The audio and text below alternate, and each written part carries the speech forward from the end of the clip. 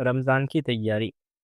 حضرت اقدس مولانا مفتی احمد صاحب خانپوری دامت برکاتہم، شیخ الحدیث و سابق صدر مفتی جامعہ اسلامیہ تعلیم الدین دابیل۔ بسم اللہ الرحمن الرحیم۔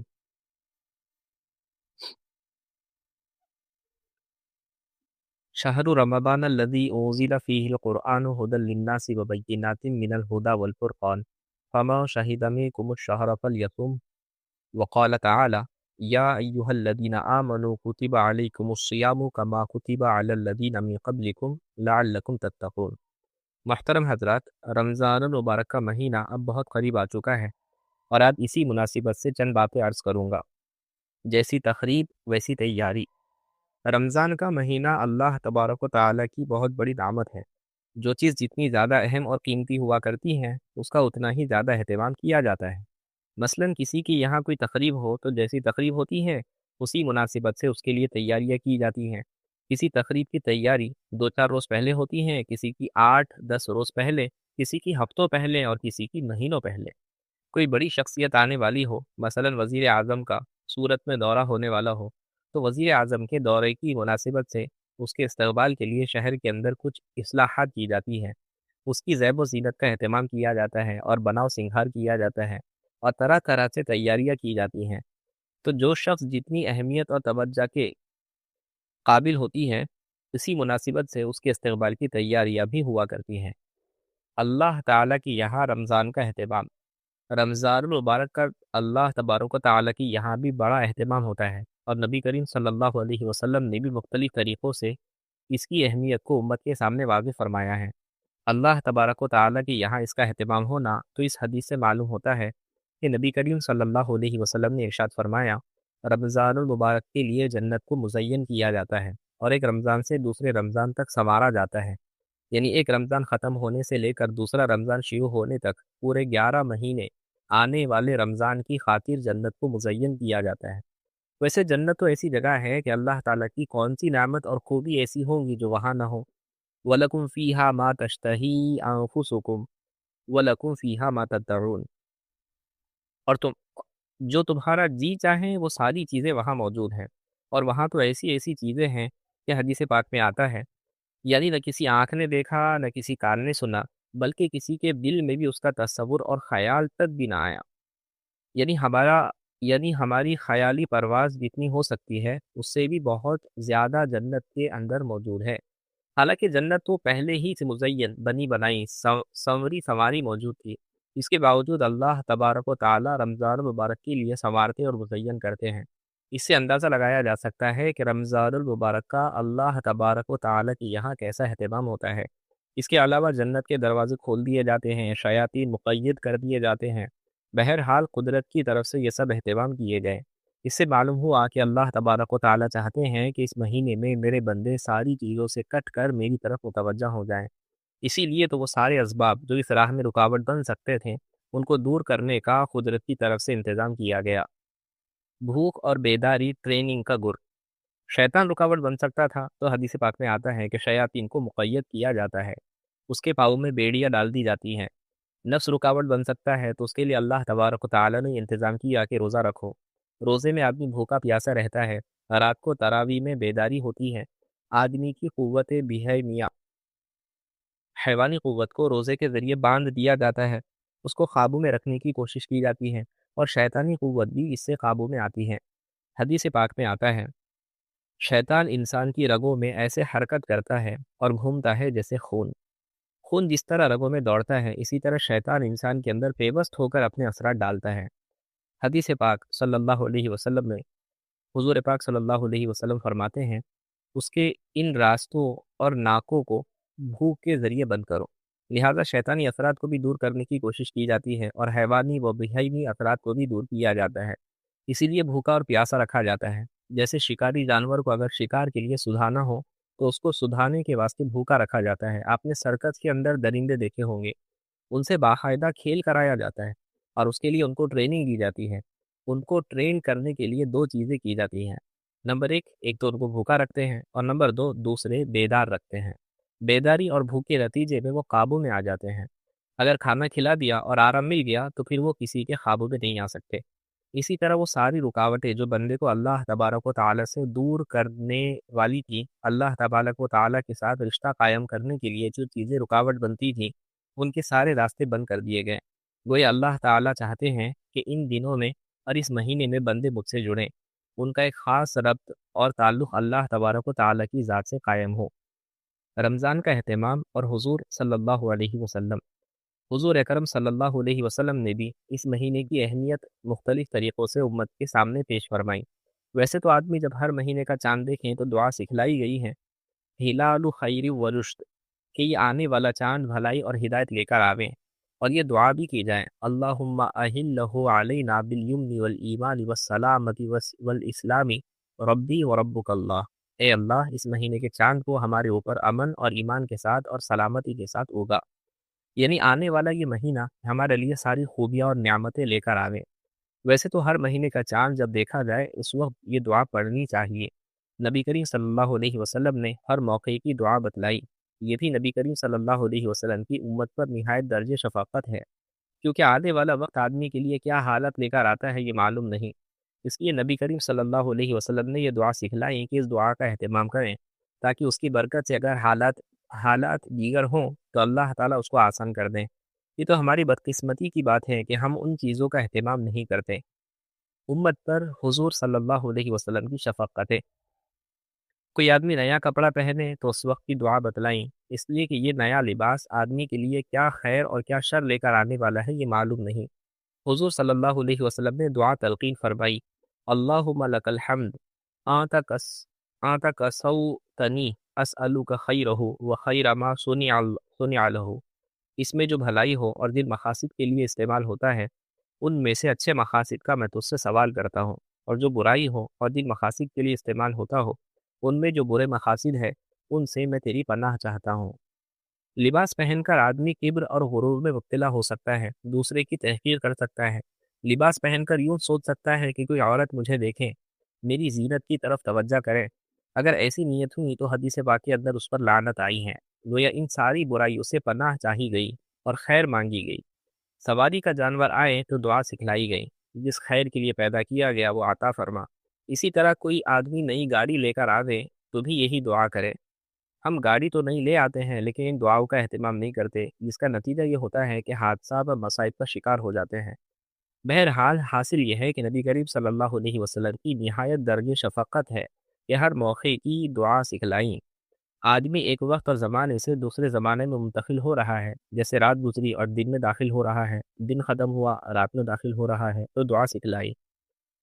ایک جگہ سے دوسری جگہ منتقل ہو رہا ہے، مثلا گھر میں داخل ہو رہا ہے تو دعا سکھلائی، گھر سے باہر نکل رہا ہے تو دعا سکھلائی گئی، مسجد میں داخل ہو رہا ہے تو دعا سکھلائی گئی، مسجد سے باہر نکل رہا ہے تو دعا سکھلائی گئی، بیت الخلاء میں داخل ہو رہا ہے، وہاں سے باہر نکل رہا ہے تو دعا سکھلائی گئی، بازار میں جا رہا ہے تو دعا سکھلائیں، بازار میں جا کر جو حادثات پیش آنے والے ہیں ان کے مناسب دعا بتلائی، بیت الخلاء میں جا کر جن حالات سے دوچار ہونے والا ہے اور جن مصیبتوں کا وہاں امکان ہو سکتا ہے ان سے بچنے کی دعا سکھلائی گئی، مسجد میں داخل ہو کر جو بھلائیاں حاصل کر سکتا ہے اس کے حاصل کرنے کی دعا سکھلائی، مسجد سے نکل کر جن مصیبتوں میں گرفتار ہو سکتا ہے ان سے بچنے کی دعا سکھلائی، اور مسجد سے نکلنے کے بعد بھی جو بھلائیاں حاصل کر سکتا ہے اس کی بھی دعا سکھلائیں۔ دونوں باتیں اس میں آ گئی۔ مطلب یہ ہے کہ ہر موقع کی دعائیں نبی کریم صلی اللہ علیہ وسلم نے سکھلائیں۔ گویا ان حالات میں جو جو چیزیں پیش آ سکتی ہیں پہلے سے حضور اکرم صلی اللہ علیہ وسلم نے سارے خیر کے اور حفاظت طلب کرنے کے اقدامات بتلا دیے، اور ساتھ ہی ساتھ ان دعاؤں کے ذریعے بندے کا کانٹیکٹ اور رشتہ اللہ تعالیٰ کے ساتھ قائم کیا۔ جب ہر موقع پر دعا کرے گا تو دل میں سوچے گا کہ میں اللہ تعالیٰ کے سامنے ہوں، اور ہر لمحہ آدمی اللہ تعالیٰ کی طرف متوجہ ہوگا۔ اس کی کوئی حالت ایسی نہیں کہ اللہ تعالیٰ اس کی طرف متوجہ نہ ہو۔ ایسا نہیں ہے کہ صرف نماز پڑھ رہا ہے تو اس کا دھیان اللہ تعالیٰ کی طرف ہے۔ نماز کے علاوہ بھی ہر موقع پر نبی کریم صلی اللہ علیہ وسلم نے دعائیں سکھلا کر بندے کا رشتہ اور تعلق دائمی طور پر 24 گھنٹے کے لیے اللہ تبارک و تعالیٰ کے ساتھ جوڑ دیا۔ دعائیں حدیث پاک کا نچوڑ۔ علامہ انور شاہ کشمیری رحمۃ اللہ علیہ فرماتے ہیں، یہ دعائیں حدیث پاک کا نچوڑ اور خلاصہ ہے۔ نبی کریم صلی اللہ علیہ وسلم کی ساری تعلیمات ان دعاؤں کے اندر آ گئیں۔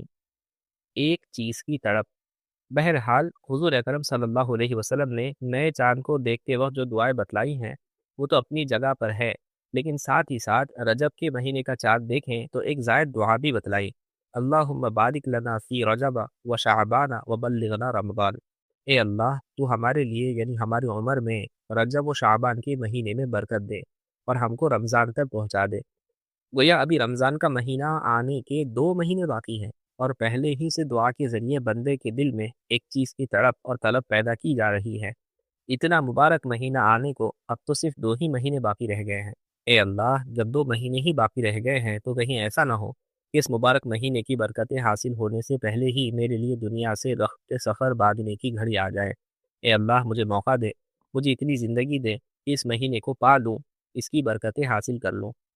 یہاں غور فرمائیے کہ زندگی کی دعا منگوائی گئی، جیسے وہی عورتیں کیا کرتی ہیں کہ اللہ بیٹے کی شادی ہو جائے اس کے بعد دنیا سے اٹھانا، پھر دعا کرتی ہیں کہ اس کے یہاں بیٹا ہو جائے اس کے بعد جانا ہو، جب پوتا ہو گیا اس کے بعد دعا کرتی ہے کہ اللہ اب ایسا موقع دے کہ پوتے کی شادی دیکھ کر جاؤ۔ اس طرح دعائیں کرتی رہتی ہیں، اور پھر جب پوتے کی شادی ہو گئی تو کہتی ہے اس گھر جھولا جھولتا ہوا دیکھتی جاؤں۔ وہ اس طرح دعائیں کر کے ویزا کی مدت بڑھاتی رہتی ہے۔ گویا ایک نعمت جو گھر میں آنے والی ہے اس کو حاصل کرنے کے لیے وہ تمنا کرتی ہے کہ یہ نعمت بھی میں اپنی زندگی میں اپنی آنکھوں سے دیکھ کر جاؤں۔ آدمی ایسے موقع پر چاہتا ہے کہ جب زمانہ اتنا قریب آ گیا تو اب کہیں ایسا نہ ہو کہ میں اس کو پائے بغیر ہی چلا جاؤں۔ جیسے کوئی سفر درپیش ہو اور گھر میں یا رشتہ دار کے یہاں شادی بھی ہو تو آدمی دعا کرتا ہے، اے اللہ ایسا انتظام کر دیں کہ شادی میں بھی نہ ہوں اور پھر سفر کا بھی نظام ہو۔ اسی طرح یہاں بھی نبی کریم صلی اللہ علیہ وسلم نے دعا سکھلائی کہ جب رمضان المبارک کو 2 مہینے باقی رہ گئے ہیں تو کہیں ایسا نہ ہو کہ رمضان آنے سے پہلے ہی یہاں سے چلے جانے کی نوبت آ جائے۔ اس لیے اللہ سے مانگو کہ مجھے اتنی زندگی دے کہ میں رمضان کے مہینے کو پالوں، اس کی برکتیں حاصل کر لوں۔ اس سے یہ بھی معلوم ہوا کہ کسی بھلائی کے کام کے لیے اللہ کی رضا و خوشنودی حاصل کرنے کے لیے اگر زندگی کا سوال کریں تو اس کی اجازت اور گنجائش ہے۔ یہاں بھی رمضان کا مہینہ پانے کے لیے دعا منگوائی گئی۔ 2 مہینے پہلے سے ذہن سازی، آخر اس دعا کو سکھلانے کا کیا مقصد تھا؟ دعا کا مقصد ہی یہ ہے کہ 2 مہینے پہلے سے آپ کو ذہنی طور پر تیار کیا جا رہا ہے۔ جیسے جو لوگ ناواقف ہوتے ہیں ان کی ذہن سازی کرنے کے لیے پہلے سے کہا جاتا ہے کہ یہ ہونے والا ہے، یوں ہونے والا ہے، فلاں صاحب آ رہے ہیں، فلاں صاحب آنے والے ہیں۔ جب بار بار دہرایا جاتا ہے تو آدمی کا ذہن اس کے لیے تیار ہو جاتا ہے۔ جماعت میں جانے والے ہمارے احباب نے بتلایا کہ کیرلا کے علاقے میں رواج ہے، جب ہم نے یہ بات سنی تو بہت اچھی لگی کہ وہاں کے لوگ رجب سے لے کر رمضان آنے تک روزانہ نماز کے بعد یہ دعا جہرن پڑھتے ہیں، اللہم بارک لنا فی رجب و شعبان و بلغنا رمضان۔ روزانہ اس کا ورد کرایا جا رہا ہے تاکہ آدمی کے دل میں اہمیت پیدا ہو، گویا ذہنی طور پر ہمیں تیار کیا جا رہا ہے۔ حضور صلی اللہ علیہ وسلم بتلا رہے ہیں کہ یہ کوئی معمولی مہینہ نہیں ہے، اور جبکہ اس کے آنے میں 2 مہینے ہی باقی رہ گئے ہیں اور کوئی آدمی دنیا سے چلا جائے تو یہ ایک محرومی کی بات ہے، اس لیے اللہ تعالیٰ سے دعا کروائیں۔ عزبت و بزرگی والا مہینہ، پھر نبی کریم صلی اللہ علیہ وسلم خاص طور پر رمضان آنے سے پہلے خطبے میں اس کی طرف متوجہ فرماتے تھے، تمہارے اوپر سایہ فدن ہے اور عنقریب آنے والا ہے ایک بڑا عظمت والا برکت والا مہینہ، اس میں ایک رات ایسی ہے جو 1000 مہینوں سے بہتر ہے، اور پھر ایسا مہینہ ہے اس کا ابتدائی حصہ اللہ کی رحمت ہے۔ اگر اللہ کی رحمت شامل حال ہوگی تو ہی آدمی روزے رکھے گا، عبادت کرے گا، تراویح پڑھے گا۔ جب 10 دن تک کچھ کام کر لیے تو اب گویا اللہ تعالیٰ کی مغفرت کا حقدار ہو گیا، اس لیے فرمایا کہ درمیانی عشرہ مغفرت والا ہے، اور جب مغفرت ہو گئی تو پھر جہنم سے آزادی ہو ہی گئی، اس لیے فرمایا کہ آخری عشرہ جہنم سے آزادی کا ہے۔ رمضان کے اعمال، اس مہینے میں جو اعمال کیے جانے والے ہیں اس کی طرف بھی بڑے اہتمام سے متوجہ کیا کہ اس کے روزوں کو خدا تعالیٰ نے فرض کیا اور اس کی تراویح کو سنت قرار دیا، اور پھر اس میں روزہ افطار کرانے کا بھی اہتمام کریں، اور ساتھ ہی ساتھ کلمہ طیبہ اور استغفار کی کثرت کریں اور جنت کا سوال کریں اور جہنم سے پناہ مانگیں۔ اس مہینے کو وصول کرنے کا اہتمام کریں۔ بہرحال حضور صلی اللہ علیہ وسلم رمضان آنے سے پہلے بڑے اہتمام سے خطبے میں ان چیزوں کی طرف متوجہ فرماتے تھے۔ ان ساری چیزوں کا مقصد کیا ہے؟ اس مہینے کی اہمیت کو جتلانا ہے اور اپنی امت کے دل و دماغ میں بٹھانا ہے تاکہ لوگ اس کی اہمیت محسوس کرتے ہوئے اس مہینے کو وصول کرنے کا اہتمام کریں، اس لیے کہ اللہ تعالیٰ نے یہ مہینہ خاص ایسا رکھا ہے کہ اس میں بندہ اپنا تعلق اور رشتہ اللہ تعالیٰ کی ذات کے ساتھ مضبوط کر لے، تاکہ سال بھر تک اپنے دنیاوی کاروبار، تجارت، زراعت اور ملازمت وغیرہ کی مشغولی کے نتیجے میں جو میل کچیل آ گیا، دل پر جو پردے پڑ گئے، وہ سب دور ہو جائے۔ فیکٹری والے جانتے ہیں کہ ایک مدت تک جب مشین استعمال کی جاتی ہے تو پھر اس کو سروس کروانا پڑتا ہے، اوور ہالونگ ہو جاتی ہے۔ فیکٹری 2 دن بند رکھو، 2 دن چھٹی رہے گی اور کام نہیں ہوگا، کیوں کہ مشین کھولی ہے، سروس کرنی ہے۔ اگر سروس نہیں کریں گے تو پھر یہ مشین برابر کام نہیں کرے گی، اس سے جیسا فائدہ اٹھانا چاہیے ویسا فائدہ نہیں اٹھا سکیں گے۔ انسان اور فرشتوں کی عبادت میں فرق۔ ویسے تو اصالتاً اللہ تبارک و تعالیٰ نے انسانوں کو اپنی عبادت کے واسطے ہی پیدا کیا ہے۔ اللہ تعالیٰ نے فرمایا وَمَا خَلَقْتُ الْجِنَّ وَالْإِنسَ إِلَّا لِيَعْبُدُونِ۔ اگرچہ فرشتے بھی عبادت کرتے ہیں لیکن ان کی عبادت الگ قسم کی ہے، انسان کی عبادت الگ قسم کی ہے۔ فرشتوں کی تو فطرت ہی میں اور ان کی مزاج ہی میں اطاعت و فرما برداری ہے، ان کی طبیعت میں معصیت اور نافرمانی کا مزاج ہی نہیں، گویا وہ عبادت ہی کے واسطے بنائے گئے ہیں، اس لیے وہ عبادت کرتے ہیں۔ فرشتے مختلف طریقے سے عبادت کرتے ہیں۔ احادیث میں آتا ہے کہ بعض فرشتے ایسے ہیں جو ہمیشہ رکوع ہی میں رہتے ہیں، جب سے اللہ تعالیٰ نے ان کو پیدا کیا ہے اس وقت سے لے کر قیامت تک وہ رکوع ہی میں رہیں گے، بعض سجدے میں رہیں گے۔ بہت سے فرشتے ایسے بھی ہیں جن کو اللہ تعالیٰ کی طرف سے دوسرے کسی کام کے لیے مقرر کیا گیا ہے، وہ انہی کو انجام دیں گے، وہی ان کی عبادت ہے۔ بہرحال ان کے مزاج ہی میں اطاعت و فرما برداری ہے، نافرمانی اور معصیت ان کے مزاج میں ہے ہی نہیں، اگر وہ چاہیں تو بھی نہیں کر سکتے۔ اللہ تعالیٰ نے ان کی سرشت میں اور ان کے نیچر میں نافرمانی رکھی ہی نہیں، یہ ان کا مزاج اور نیچر اور فطرت ہے۔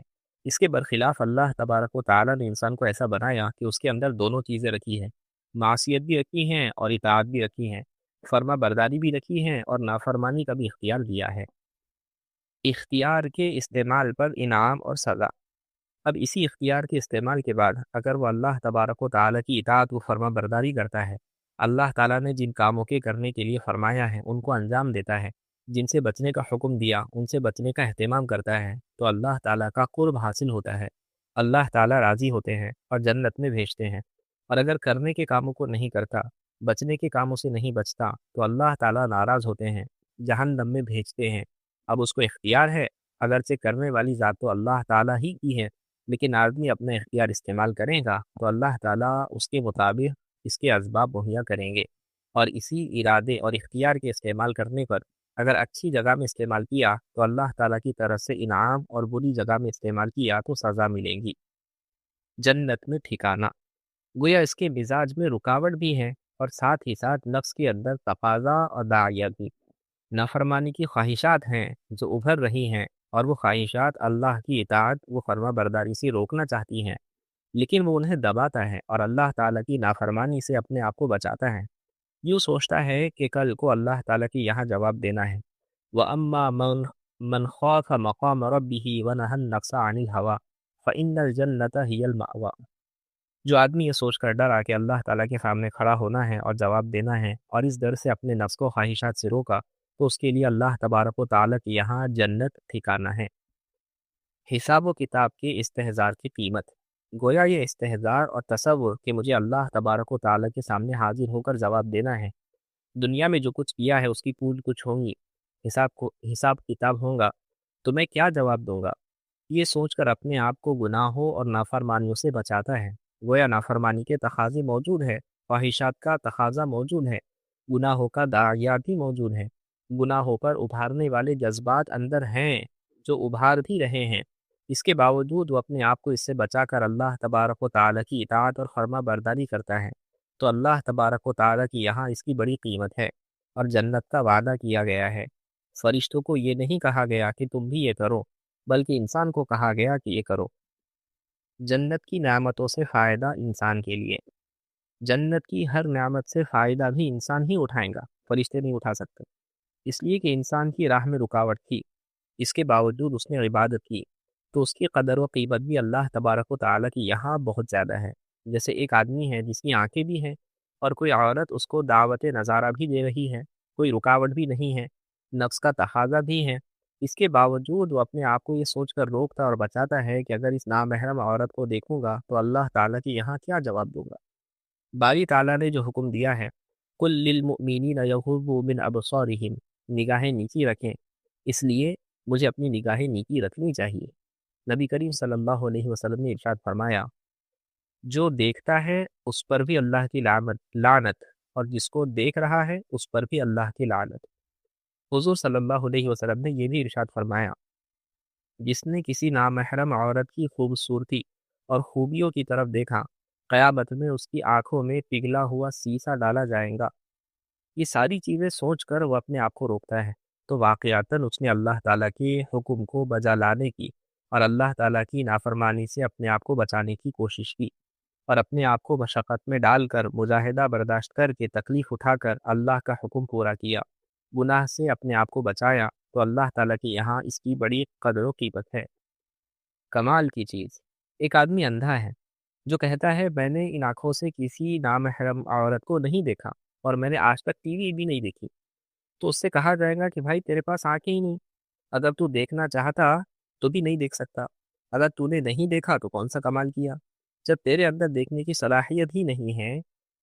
اب اگر وہ کہے میں نے اپنے آپ کو اس گناہ سے بچایا، تو جس گناہ کی کرنے کی صلاحیت، استعداد، قابلیت ہے، اور وہ بچ جائے تو یہ کمال کی چیز ہے۔ بقول حکیم اختر صاحب دامت برکاتہم رحمۃ اللہ علیہ، حضرت جبرائیل علیہ السلام کی گود میں کسی عورت کو بٹھا دیا جاوے تو ان کو کیا پتہ چلے گا؟ اس لیے کہ ان کے اندر خواہش ہی نہیں۔ جس کو خواہش ہوتی ہے اس کو پتہ چلتا ہے، لہٰذا جنت کی نعمتوں سے فائدہ اٹھانا اس پر موقوف ہے۔ روزہ تو ہمارے حق میں عبادت ہے، ہم اور آپ بھوکے پیاسے رہیں گے تو روزہ ہے۔ روزہ ہمارے لیے عبادت ہے، فرشتوں کے لیے نہیں، اس لیے کہ ہم کو بھوک لگتی ہے، کھانے کا تقاضا ہماری طبیعت میں رکھا ہوا ہے، ہم کو پیاس لگتی ہے، پانی پینے کا تقاضا ہماری طبیعت میں رکھا ہوا ہے، ہمارا رجحان اپنی بیوی کی طرف ہوتا ہے، اپنی خواہش کو پورا کرنے کا تقاضا ہماری طبیعت میں ہے۔ فرشتوں میں کیا ہے؟ لہٰذا اگر فرشتے بھوکے بھی رہیں، زندگی بھر ایک دانہ بھی نہ کھائیں اور ایک قطرہ بھی پانی نہ پئیں، کسی عورت کے قریب نہ جائیں، تو کیا یہ کوئی کمال کی بات ہے؟ جب ان کی طبیعت میں ان چیزوں کا تقاضا ہی نہیں رکھا تو ان کے حق میں روزہ ہے ہی نہیں، اور عبادت بھی نہیں۔ روزہ تو ہمارے حق میں عبادت ہے۔ عبادات کے اندر قیمت آئی، کہنے کا حاصل یہ ہے، آدمی کے اندر اللہ تعالیٰ نے یہ سارے تقاضے رکھے اور انہی تقاضوں کو اس نے دبایا اور گناہوں سے اپنے آپ کو بچایا۔ اسی طرح ان رکاوٹوں کے باوجود اللہ تعالیٰ کا حکم بجا لایا اور عبادت ادا کی، تو اس کے عبادت کے اندر قیمت آئی اور اس کو جنت ملی۔ اب جنت کی نعمتوں سے فائدہ بھی انسان ہی اٹھائے گا، حوروں سے اپنی حاجتیں پوری کی جائیں گی، سننے کے لیے کچھ عجیب و غریب گانے ہوں گے۔ دنیا میں تو گانے سننے پر پابندی ہے، منع ہے، لیکن جنت میں تو اللہ تعالیٰ گانا سنوائیں گے۔ بہرحال جنت کے اندر یہ ساری چیزیں ہیں اور ان سے فائدہ انسان ہی اٹھا سکتا ہے، اس لیے کہ تقاضے انسان کے اندر ہی ہیں، فرشتوں میں نہیں۔ وہاں فرشتے ہوں گے تب بھی وہاں کی نعمتوں سے فائدہ نہیں اٹھا سکیں گے، اس لیے کہ ہر نعمت سے فائدہ وہی اٹھا سکتا ہے جس کے اندر اس سے فائدہ اٹھانے کی صلاحیت ہو۔ صلاحیت کے مطابق لذت، میں مثال میں کہا کرتا ہوں کہ ہم اور آپ دسترخوان پر بیٹھ کر کھانا کھاتے ہیں، پینے کی چیزیں پیتے ہیں، اور اسی دسترخوان پر پلیٹیں بھی رکھی ہوئی ہیں، پیالے بھی رکھے ہوئے ہیں، پیالوں میں سوپ ہوتا ہے جس کو ہم پیتے ہیں، لیکن کیا سوپ کی لذت پیالہ محسوس کرتا ہے؟ حالانکہ وہ اپنے اندر سوپ لیے بیٹھا ہے، اس کے باوجود سوپ میٹھا ہے یا کیسا ہے، اس کی لذت کا اس کو احساس نہیں۔ کیوں؟ اس لیے کہ لذت محسوس کرنے کی اس میں صلاحیت ہی نہیں ہے۔ ہر چیز کی لذت وہی حاصل کر سکتا ہے جس کے اندر صلاحیت ہو۔ نابالغ بچہ عورت کی لذت کو کیا جانے؟ اگر وہ مجلس میں بیٹھا ہو اور ساری دنیا عورتوں کی باتیں کر رہی ہو تو اس کو کیا پتہ چلے گا؟ اس لیے کہ اس کو محسوس کرنے کی اس میں صلاحیت ہی نہیں ہے۔ ایک ذرا باریک ایسا لطیفہ جس کو سمجھنے کے لیے عقل استعمال کرنے کی ضرورت ہو، کسی مجلس میں بیان کریں، اور اس مجلس میں گدھا بھی بیٹھا ہو یا کوئی بیوقوف بھی بیٹھا ہو، تو ساری دنیا اس لطیفے کو سن کر ہنسیں گی اور لذت محسوس کریں گی، لیکن وہ محسوس نہیں کریں گے کیونکہ ان میں اس لذت کو محسوس کرنے کی صلاحیت نہیں۔ خلاصہ یہ کہ ساری نعمتیں ہیں، ہر نعمت سے فائدہ حاصل کرنے اور اس کی لذت کو پانے کے لیے بھی صلاحیت چاہیے، لہٰذا جس کے اندر جیسی صلاحیت ہوں گی اس کی لذت کو اس کے مطابق سمجھا، اس کے مطابق حاصل کرے گا۔ تو اللہ تعالیٰ نے انسان کے اندر یہ ساری چیزیں اس لیے رکھیں کہ اس کو آگے جنت ملنے والی ہے اور جنت کی نعمتوں سے فائدہ اٹھانا ہے، وہ اسی وقت اٹھا سکے گا جب یہ سب ہوگا۔ اگر کچھ نہیں ہوگا تو کیا فائدہ اٹھائیں گا؟ بھوک کا تقاضا نہیں ہوگا تو جنت کے کھانے سے کیا فائدہ حاصل ہوگا؟ جس کو بھوک ہی نہ لگتی ہو، کھانے کی لذت اس کو محسوس نہیں ہوتی۔ جنت میں فرشتے ہوں گے، اس کے باوجود وہاں کی نعمتوں سے فائدہ نہیں اٹھا سکیں گے، لیکن انسان فائدہ اٹھائے گا۔ بہرحال انسان کو اللہ نے ایک خاص قسم کی عبادت کے لیے پیدا کیا ہے، اور دونوں قسم کے تقاضے رکھے ہیں، اور حکم دیا گیا کہ فلاں فلاں چیز کرنی ہے اور فلاں فلاں چیز نہیں کرنی ہے۔ حالانکہ جن چیزوں سے منع کیا گیا، ایسی بات نہیں کہ وہ نہیں کر سکتے، کرنے کی صلاحیت ہے۔ اب دیکھنا یہ ہے کہ اللہ تعالیٰ کو راضی کرنے کے لیے وہ اپنے آپ کو ان چیزوں سے بچاتا ہے یا نہیں، اور اللہ کو راضی کرنے کے لیے کرنے کی چیزوں کو کرتا ہے یا نہیں، اسی طرح اللہ کے ڈر سے کرنے کی چیزوں کو کرتا ہے یا نہیں۔ انگلی دی تو پہنچا پکڑ لیا۔ بہرحال اللہ تبارک و تعالیٰ نے عبادت کے لیے پیدا کیا۔ اس کا تقاضا تو یہ تھا کہ 24 گھنٹہ عبادت میں مشغول رہتا۔ زیادہ سے زیادہ یہ کہ پیشاب پاخانے کا تقاضا ہو تو جانے کی اجازت ہے، بھوک لگے تو کھانے کی اجازت ہے، لیکن دکان کھول کر بیٹھو، فیکٹری چلاؤ اور کھیتی باڑی کرو، اس کی اجازت نہ دیتے۔ لیکن اللہ تعالیٰ کا یہ احسان کہ عبادت کے لیے پیدا کیا، اس کے باوجود کچھ اوقات عبادت کے لیے مقرر کر کے باقی اوقات اپنی گھر والوں کی ضرورتوں میں استعمال کرنے کی اجازت دے دی، کہ تجارت بھی کر سکتے ہو، کھیتی باڑی بھی کر سکتے ہو، فیکٹری بھی لگا سکتے ہو، دکان بھی کر سکتے ہو، یہ سارے کام کرنے کی اجازت ہے۔ حالانکہ ہماری جان و مال کو اللہ تعالیٰ نے خرید لیا ہے۔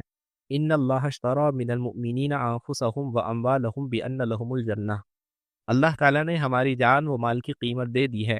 ہماری جان اور ہمارا مال یہ تو اللہ تعالیٰ کے ہو گئے ہیں، لیکن اللہ تعالیٰ کا کرم ہے کہ اس کے باوجود ہمارے اختیار میں دیا ہے کہ تم اس کو اپنے کام میں لا سکتے ہو۔ البتہ 5 وقت کی نمازیں فرض کر دی کہ اس کو پڑھتے رہو، اور رمضان کے روزے رکھو، اور چند چیزوں کے متعلق ہدایت دی کہ ان کو کرو اور بعض چیزوں سے بچو۔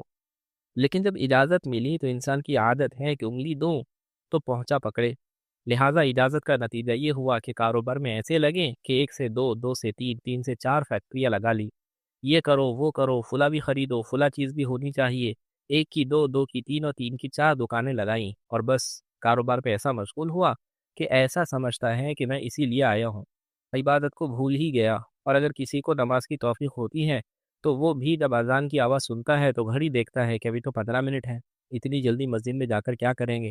یہ ہمارا مزاج ہے کہ اتنی جلدی جا کر کیا کریں گے؟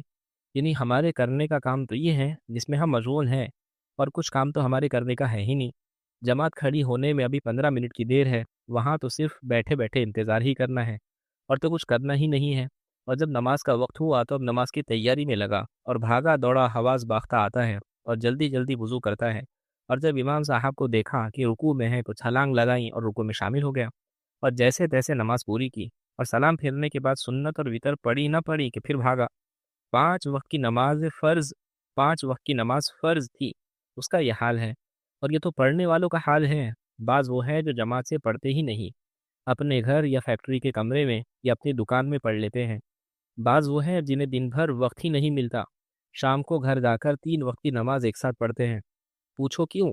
تو کہتے ہیں کہ کاروبار میں موقع نہیں ملتا۔ یہ تو پڑھنے والوں کا حال ہے، اور جو نہیں پڑھتے ان کا تو ذکر ہی کیا کرنا۔ اجازت کا غلط فائدہ۔ حالانکہ اللہ تعالیٰ نے پیدا کیا تھا عبادت کے لیے، اور کچھ اجازت دی تھی، اس اجازت کا ہم نے غلط فائدہ اٹھایا۔ اب حال یہ ہو گیا کہ مشغولی کے نتیجے میں ہمارے دل ان چیزوں کے ساتھ ایسے لگ گئے کہ ان چیزوں کی محبت ہمارے دلوں میں پیدا ہو گئی، اور ہمارے دلوں پر زنگ چڑھ گیا۔ اللہ تعالیٰ کے ساتھ تعلق اور نسبت کم ہو گئی۔ بار بار آپ سنتے ہوں گے کہ جب کسی چیز پر آدمی محنت کرتا ہے تو اس کے ساتھ اس کو تعلق اور محبت پیدا ہو جاتی ہے۔ اسی طرح انسان عبادت کے اندر محنت اور مجاہدہ کرے گا تو اللہ تعالیٰ کا قرب حاصل ہوگا، اللہ تعالیٰ کے ساتھ تعلق پیدا ہوگا۔ اور دکانداری میں لگے گا تو چاہے وہ شریعت کی حدود میں رہ کر جائز طریقے سے اور تمام مسائل کا اہتمام کرتے ہوئے دکانداری کرے، لیکن وہ بھی اللہ تعالیٰ سے دوری پیدا کرے گی، اس لیے کہ وہ اللہ تعالیٰ کے علاوہ دوسری چیز میں مشغول ہے۔ اللہ تعالیٰ کی عبادت سے اس کا تعلق نہیں ہے۔ مشغولی کے بعد یکسوئی کا حکم۔ دیکھو نبی کریم صلی اللہ علیہ وسلم کا کام لوگوں کو دین کی دعوت دینا تھا، لیکن ایمان کی دعوت دینے کے لیے مخلوق کے ساتھ مشغولی تھی۔ دعوت دینے کے لیے لوگوں سے ملاقات کرنا اور ان کے درمیان رہ کر ان سے باتیں کرنا، یہ کام تو ہوتا ہی تھا۔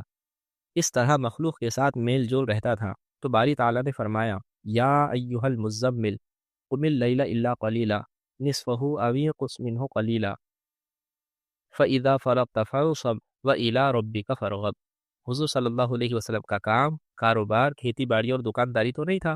حضور صلی اللہ علیہ وسلم تجارت نہیں کرتے تھے، اور نہ ہی حضور صلی اللہ علیہ وسلم کی فیکٹریاں تھیں، بلکہ حضور صلی اللہ علیہ وسلم دن بھر لوگوں کو ایمان کی دعوت دینے کا کام کرتے تھے۔ اس کے باوجود باری تعالیٰ نے فرمایا، اے نبی، آپ جب اپنی مشغولیوں سے فارغ ہو جائیں تو اپنے آپ کو اپنے رب کے سامنے کھڑا رکھیے، نمازیں پڑھ کر اور سجدے میں جا کر اپنے رب کی یاد میں مشغول ہو کر اپنے آپ کو تھکائیے اور اپنے رب کی طرف توجہ کیجیے۔ حالانکہ حضور صلی اللہ علیہ وسلم کے کام خالص دینی کام تھے، اس کے باوجود اللہ تعالیٰ نے عبادت میں مشغول ہونے کا حکم دیا۔ حضرت مولانا الیاس صاحب رحمۃ اللہ علیہ کا معمول۔ ہمارے حضرت مفتی محمود صاحب رحمۃ اللہ علیہ بار بار حضرت مولانا الیاس صاحب رحمۃ اللہ علیہ کا یہ جملہ نقل فرماتے تھے، جب کہیں اجتماع میں جانے کی نوبت آتی ہے تو اجتماع سے فارغ ہو کر حضرت رائے پوری کی خدمت میں حاضری دیتا ہوں، اور اگر اس کا موقع نہ ہو تو اپنی مسجد میں 3 دن کا اعتکاف کرتا ہوں، تاکہ لوگوں کے ساتھ ملنے کے نتیجے میں دل پر جو غبار آ جاتا ہے وہ دور ہو جائے۔ ظاہر ہے کہ حضرت اجتماع میں کوئی دکان لگانے جاتے تھے نہیں، بلکہ خالص دین کی محنت کا جذبہ ہوتا تھا، لوگوں کو دین کی باتیں بتاتے تھے، لیکن اس کے باوجود حضرت اللہ کی یاد میں مشغول ہونے کا الگ سے اہتمام کرتے تھے۔ میرے دل پر بھی بادل سے آ جاتے ہیں۔ ایک حدیث میں آتا ہے، حضور اکرم صلی اللہ علیہ وسلم فرماتے ہیں، میں اللہ تعالیٰ سے دن میں 70 مرتبہ استغفار کرتا ہوں اور میرے دل پر بھی بادل سے آ جاتے ہیں۔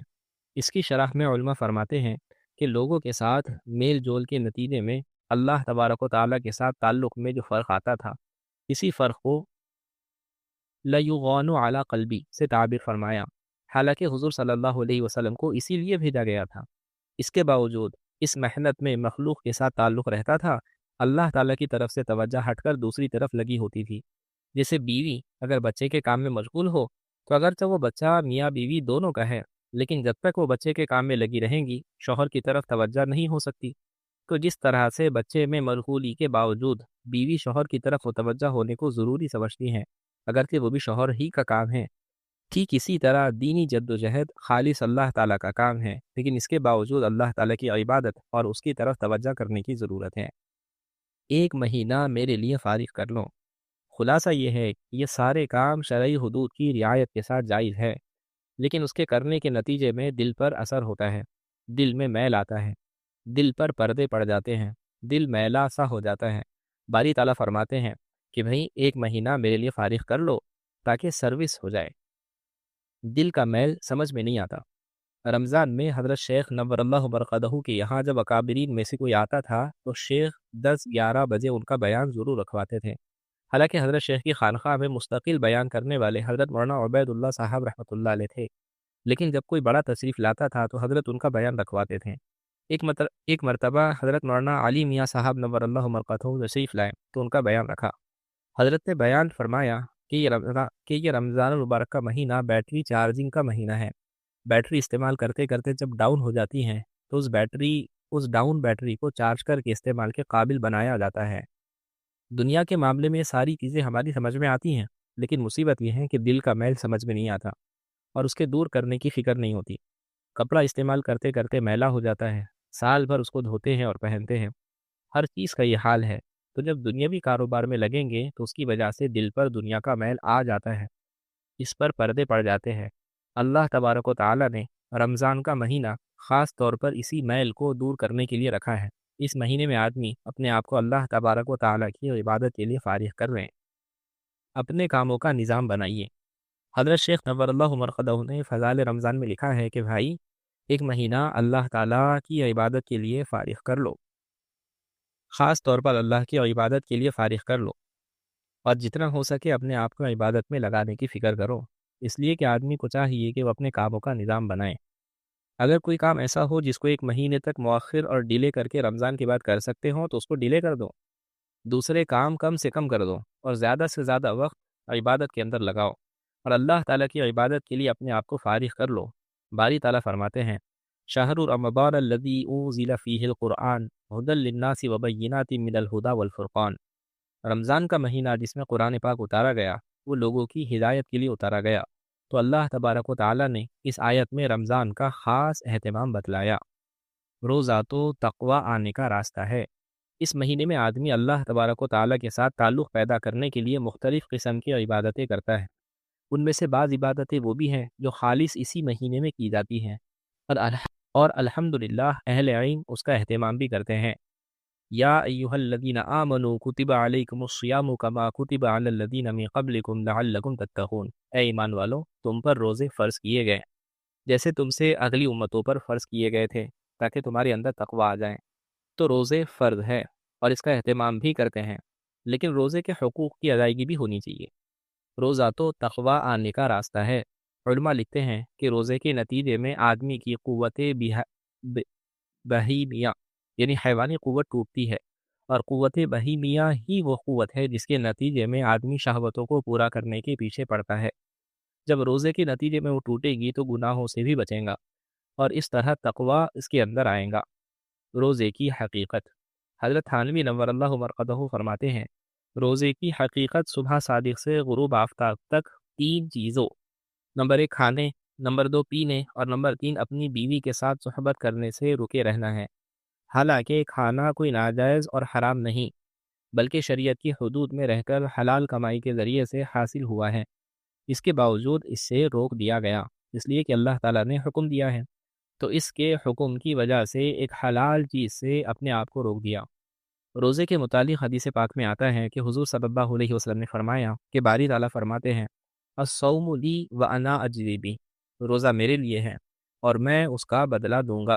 دوسری عبادتوں کے لیے تو بدلہ متعین ہے کہ کسی کا 7 گنا، کسی کا 70 گنا، کسی کا 700 گنا، لیکن روزے کا بدلہ متعین نہیں کیا، بلکہ یوں فرمایا کہ روزہ میرے لیے ہے، اس کا بدلہ میں دوں گا۔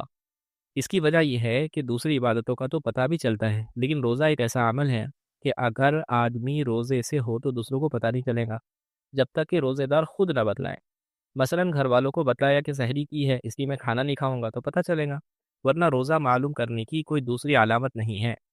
زکوٰۃ و صدقہ دو گے تو پتہ چلے گا، لیکن روزے کا پتہ نہیں چلے گا۔ تو روزے کی حقیقت کا خلاصہ یہ نکلا کہ آدمی ان 3 چیزوں سے اللہ تعالیٰ کے حکم کی خاطر اپنے آپ کو روکے، اور تقوی کی حقیقت بھی یہی ہے کہ اللہ تعالیٰ سے ڈر کر اور اللہ تعالیٰ کی ذات کا تصور کرتے ہوئے آدمی اپنے آپ کو اللہ تعالیٰ کی نافرمانیوں سے بچائیں۔ تقوی کی پہلی سیڑھی، حضرت تھانوی نور اللہ مرقدہ فرماتے ہیں کہ یہ روزہ تقوی کا ابتدائی نصاب اور پرائمری کورس ہے۔ تقوی کی پہلی سیڑھی یہ ہے کہ آدمی روزے میں اللہ کے لیے حلال چیزوں سے اپنے آپ کو بچاتا ہے۔ اب سوچئے کہ اللہ تعالیٰ کی خوشنودی حاصل کرنے کے لیے حلال چیزوں سے میں نے اپنے آپ کو روکا، تو جو چیزیں حرام ہیں اور ہر وقت 24 گھنٹے حرام ہیں، 12 مہینے حرام ہیں، ان سے اپنے آپ کو کیوں نہ روکوں؟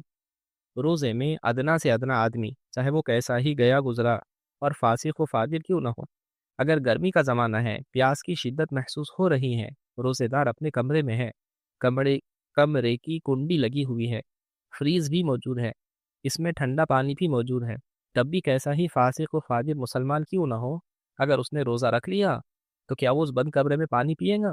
ہرگز نہیں پیے گا۔ حالانکہ اگر وہ پانی پی لے اور شام کو افطاری کے وقت دسترخوان پر بڑے وٹ کے ساتھ آستین چڑھا کر بیٹھ جائیں اور روزے کی دعا اللہم لک صمت وبک آمنت وعلیک توکلت وعلی رزقک افطرت پڑھ کر کھانا شروع کر دے، تو کس کو پتہ چلے گا کہ اس نے کھانا کھا لیا تھا اور پانی پی لیا تھا؟ لیکن کوئی ایسا نہیں کرتا۔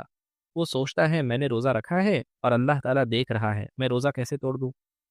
روزہ اسلام لانے کا سبب ہے۔ ایک صاحب قدرت اللہ شہاب نامی گزرے ہیں، بڑے ICS آفیسر تھے۔ انہوں نے اپنی کتاب شہاب نامہ میں اپنی زندگی کے کچھ حالات لکھے ہیں۔ اس میں انہوں نے لکھا ہے کہ میں اپنے زمانے میں سفیر کی حیثیت سے ڈچ لوگوں کے ملک ہالینڈ گیا۔ وہ لکھتے ہیں کہ ڈچ لوگ اسلام کے معاملے میں بہت متعصب ہے۔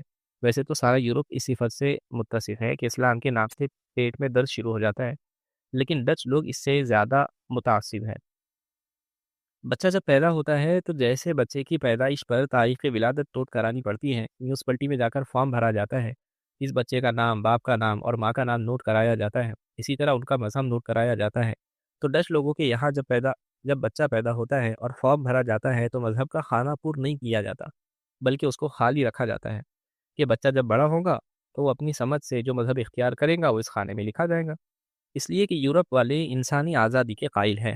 ماں باپ اگر بچے کا مذہب متعین کر دے تو مذہب کے معاملے میں بچے پر پابندی عائد ہو جائیں گی، جو ان کے یہاں انسانی آزادی کے خلاف ہے۔ اس لیے مذہب کا جو خانہ ہوتا ہے اس کو خالی رکھا جاتا ہے، اور وہاں یہ لکھا جاتا ہے کہ جب بچہ بالغ ہوگا تو وہ اپنی سمجھ سے اسلام کے سوا جو مذہب چاہیں گے اختیار کریں گا۔ یعنی اتنے متعصب لوگ ہیں۔ خیر، شہاب صاحب لکھتے ہیں کہ ایک مرتبہ میں وہاں کے قیام کے زمانے میں ایک باغ میں بیٹھا ہوا تھا۔ اتنے میں نے سنا کہ ایک شخص سورہ رحمان کی بہت عمدہ طریقے سے تلاوت کر رہا ہے۔ یہ آواز سن کر میں گیا تو دیکھا کہ ایک بینچ کے اوپر ایک ڈچ بیٹھا ہوا قرآن پاک کی تلاوت کر رہا ہے۔ میں اس کے پاس گیا اور سلام کیا اور اس کا نام پوچھا۔ اس نے کہا میرا نام عبد الرحمن ہے، میں نے اسلام قبول کیا ہے، اور میں نے اس سے گفتگو شروع کی۔ دوران گفتگو اس نے اپنے اسلام قبول کرنے کا واقعہ سنایا۔ اس نے کہا میں ایک اسٹیمر میں مینیجر تھا، اور ہمارا اسٹیمر شدید گرمی کے زمانے میں کراچی کی بندرگاہ کے اوپر مال لاد رہا تھا۔ وہاں حمال اور مزدور اسٹیمر پر مال لاد رہے تھے۔ شدید گرمی کے سبب مزدور پسینے میں شرابور ہو رہے تھے۔ انہیں پانی دیا گیا تو انہوں نے نہیں پیا۔ میں نے ان سے پوچھا تم پانی کیوں نہیں پیتے؟ انہوں نے کہا ہمارا روزہ ہے، اس لیے ہم پانی نہیں پئیں گے۔ میں نے دیکھا ان میں ایک بوڑھا شخص بھی ہے، اور اس کی حالت تو بہت ہی زیادہ قابل رحم تھی۔ اس کو میں اپنے کیبن میں لے گیا اور کیبن کا دروازہ بند کر دیا۔ اس بوڑھے کو بٹھایا اور اپنے ریفریجریٹر اور فریزر میں سے جوس کا ایک گلاس نکال کر اس بوڑھے کے سامنے پیش کیا، اور اسے اشارہ کیا، کیونکہ زبان تو میں جانتا نہیں تھا، کہ دیکھو دروازہ بند ہے، اور تمہیں کوئی دیکھ نہیں رہا ہے، یہ جوس پی لو۔ لیکن اس نے انکار کر دیا اور منہ موڑ لیا۔ میں نے اسے بہت سمجھایا لیکن وہ نہیں مانا۔ اس نے اپنا منہ میری طرف پھیرا ہی نہیں اور نہ پیا۔ میں نے اس کے سامنے ہاتھ جوڑے، پھر بھی اس نے نہیں پیا، تو مجھے بڑا تعجب ہوا، اور میں سوچنے لگا کہ کوئی اور قوت ایسی ہے جو اسے روک رہی ہے۔ بس یہی واقعہ میرے اسلام لانے کا سبب بنا۔ حقیقت یہ ہے کہ کوئی بھی مسلمان چاہے وہ کیسا ہی گیا گزرا ہو، جب ایک مرتبہ روزی کی نیت کر لے گا تو پھر وہ پانی نہیں پیے گا، بلکہ پینے کا سوچے گا بھی نہیں۔ وہ سوچے گا کہ چاہے کوئی نہیں دیکھ رہا ہے لیکن اللہ تعالیٰ تو دیکھ رہا ہے، اب میں کیسے پیوں؟ بس یہی جذبہ کہ اللہ دیکھ رہے ہیں، اس تصور سے کھانا، پانی وغیرہ جو دوسرے اوقات میں آپ کے لیے حلال ہے، روزے کی وجہ سے ایک خاص وقت تک سب ممنوع ہے، یہی عبادت ہے۔ عبادت کی حقیقت یہی ہے کہ اللہ تعالیٰ جب کہیں کرو تو کرنا، اور منع کرے تو نہ کرنا، یہی عبادت ہے۔ وہ کہیں کہ کھاؤ تو کھانا، اور کہے کہ مت کھاؤ تو نہ کھانا، عبادت ہے۔ اللہ تعالیٰ کے حکم پر چلنا، اسی کا نام عبادت ہے۔ عبادتوں کی جتنی صورتیں بتائی گئی ہیں وہ عبادت تھوڑے ہی ہیں، جیسے نماز، سورج طلوع ہو رہا ہو، سورج سر پر ہو یا سورج غروب ہو رہا ہو تو نماز پڑھنے سے منع کر دیا گیا۔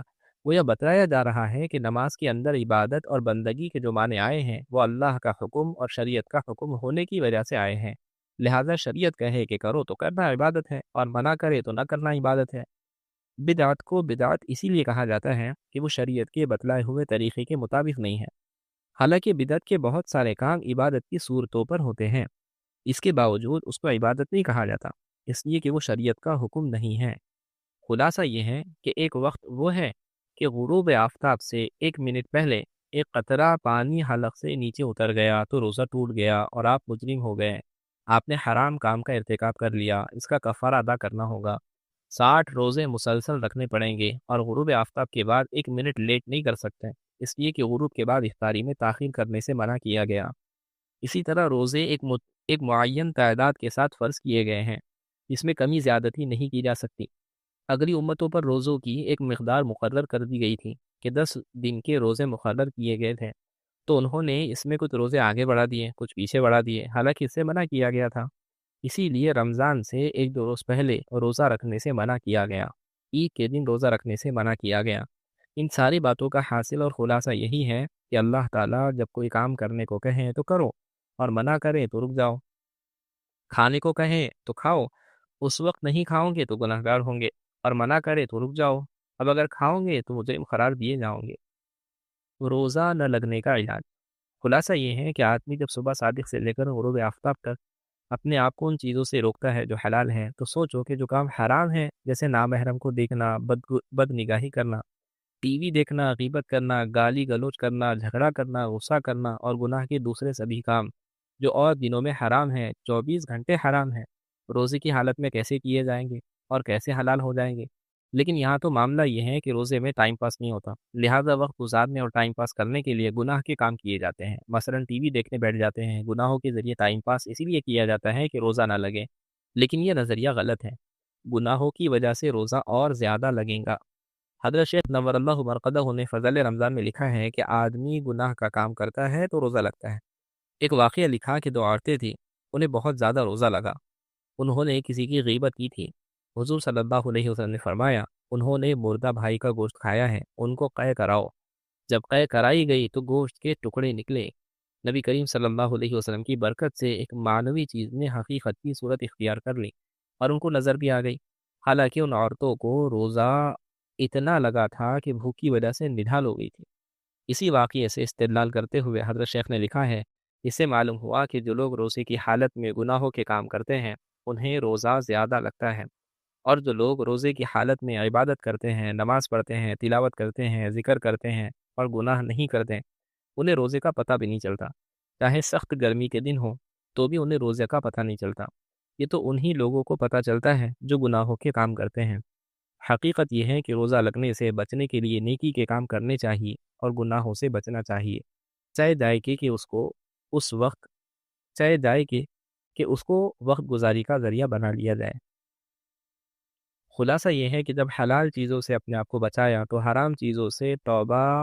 طریق حرام چیزوں سے تو بطریق اولا بچنا چاہیے۔ اسی کا نام تو تقویٰ ہے۔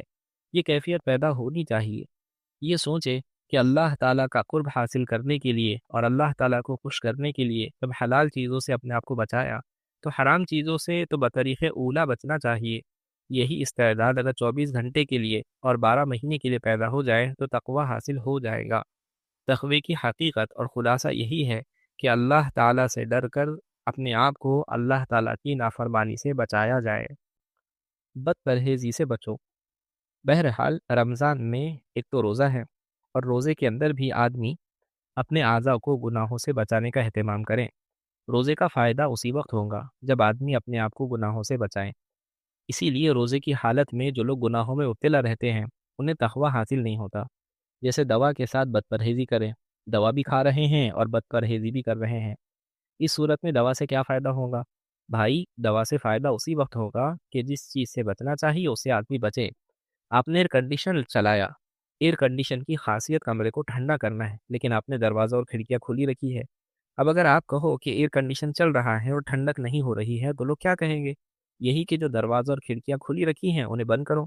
ایک دروازہ یا ایک کھڑکی بھی کھلی رہ گئی تو کمرہ جیسا ٹھنڈا ہونا چاہیے ویسا ٹھنڈا نہیں ہوگا۔ ایسے ہی روزے کا ایئر کنڈیشن لگا لیں اور گناہوں اور نافرمانیوں کے دروازے کھڑکیاں کھول دیں تو تقویٰ کیسے حاصل ہوگا؟ تقویٰ نہیں آئے گا۔ تقویٰ حاصل کرنا ہے تو بد پرہیزی سے بچو تو تمہارا کام چلے گا اور تقویٰ آئے گا۔ اللہ تعالی ہمیں رمضان مبارک کی صحیح قدردانی نصیب فرمائے اور اس کو حصول تقویٰ کا ذریعہ بنائیں۔ آمین۔